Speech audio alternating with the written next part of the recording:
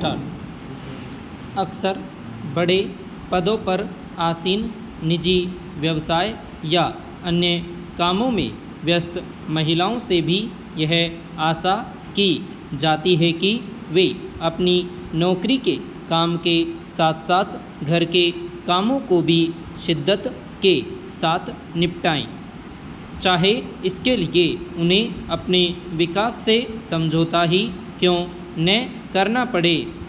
हमारे आसपास घर के कामों में पिसती चूल्हा चौकी के लिए दिन रात एक करती और ऐसा नहीं कर पाने पर तानों की बौछार झेलती, अपमानित होती और पिटती महिलाएं देखी जा सकती हैं।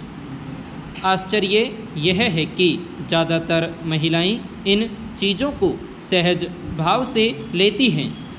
उनके अनुसार दोहरी तिहरी जिम्मेदारियों को एक साथ निभाने में ही स्त्री होने की सफलता है। सामाजिक मानक ऐसी स्त्रियों को ही अपने खांचे के अनुकूल मानता है। पैरा। आर्थिक रूप से सक्षम और मानसिक रूप से खुद को मजबूत दिखाती और घर के अंधेरे में उत्पीड़ित और अपमानित होती स्त्रियां सभी जगह हैं। परिवार बनाने और बचाने से लेकर उसकी शांति और सुव्यवस्था के नाम पर अपनी योग्यता तथा डिग्रियों को दफन करती, अपनी पसंद नापसंद को दरकिनार करती स्त्रियां किसी न किसी रूप में प्रत्येक घर में हैं। पिता की खराब आर्थिक स्थिति और भाई की शिक्षा के लिए पढ़ाई से वंचित की जाती बेटियां भी आम हैं। उच्च शिक्षित लड़कियों की शादी होते ही परंपरागत बहू पत्नी सेविका बन जाने की कामना अधिसंख्य भारतीय घरों में इतनी बड़ी है कि ऐसा न कर पाने वाली महिलाओं को लांछित और प्रताड़ित तो किया ही जाता है, कई बार हत्या तक कर दी जाती है।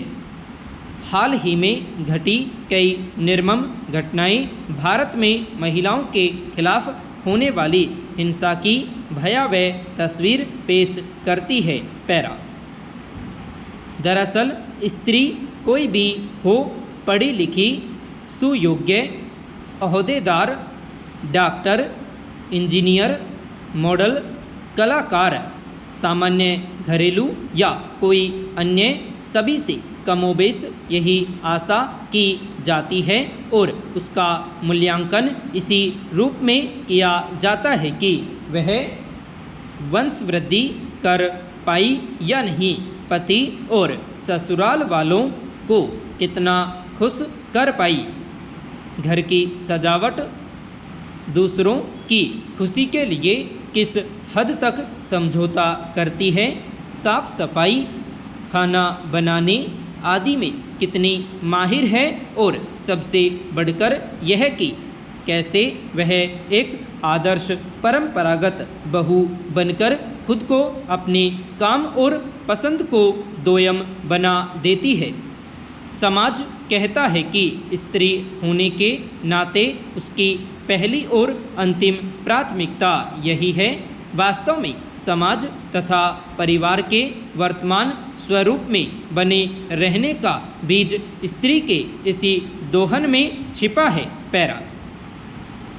राष्ट्रीय परिवार स्वास्थ्य सर्वेक्षण और राष्ट्रीय अपराध रिकॉर्ड ब्यूरो के आंकड़ों के अनुसार 18 से 49 आयु वर्ग की लगभग 32% विवाहित महिलाओं ने अपने जीवन काल में कभी न कभी पति या ससुराल पक्ष के लोगों द्वारा शारीरिक, यौन तथा भावनात्मक हिंसा को झेला है।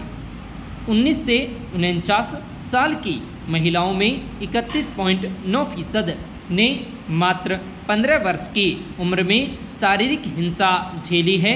ग्रामीण क्षेत्र में हर चौथी तथा शहरी क्षेत्रों में हर छठी महिला घरेलू हिंसा का शिकार होती है।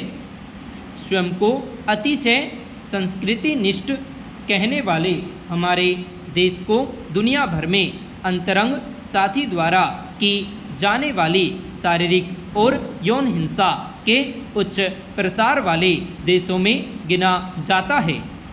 गौरतलब है कि NCRB के आंकड़े सिर्फ दर्ज हुए मामले बताते हैं। NFHS बताता है कि घरेलू हिंसा के मामले में 86% महिलाओं ने कभी मदद मांगी ही नहीं, यानी असली हिंसा के मामले इन आंकड़ों से कई गुना ज़्यादा हैं। ज़्यादातर महिलाएं सामाजिक बदनामी, लोकलाज, भय, असुरक्षा के भाव, आर्थिक परनिर्भरता आदि के कारण पुलिस तक पहुंच ही नहीं पाती है। पैरा स्त्री के विरुद्ध हिंसा के तमाम मामले किसी खास वर्ग में सीमित न होकर शिक्षित, अशिक्षित, संपन्न, गरीब, हर तबके में समान रूप से होते हैं। आश्चर्यजनक यह भी है कि स्त्री आर्थिक रूप से सक्षम हो या घरेलू, पढ़ी लिखी हो या अनपढ़, कमोबेश सभी स्तर पर घरेलू हिंसा का शिकार बनती है और कई कारणों से इसे जीवन का हिस्सा मानकर चुप्पी ओढ़े रहती है। चूँकि अधिकांश स्त्रियां अपनी माँ, दादी, चाची, बुआ आदि को इसी रूप में देखती बड़ी होती है, इसीलिए उनके लिए यह सब साधारण बात होती है। आर्थिक रूप से पराश्रित स्त्रियों को अक्सर यह भी सुनने को मिल जाता है कि खाना, कपड़ा, गहना, दुलार, सुरक्षा सब तो मिल ही रहा है, पति है, गुस्सा भी कभी कभार पीट ही दिया तो क्या हो गया। घरेलू हिंसा के प्रति यह सामाजिक स्वीकार्यता ही इस अपराध को और बढ़ा रही है।